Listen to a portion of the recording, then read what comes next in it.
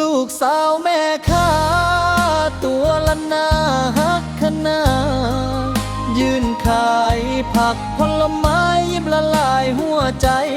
อ้ายแทบขาดอ้ายบา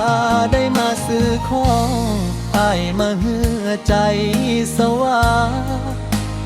ตกหลุมหักทุกชาติขนาดนี้บอกกล้าบอกสักคำ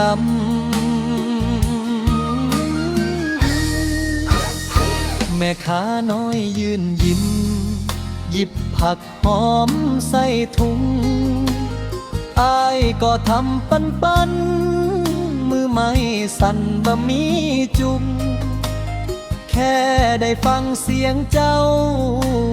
บอกเหมือนฟ้าร้องหุกเอาผักดีก้อยก็พี่อ้ายสะดุ้งยิ้มอยู่ในใจ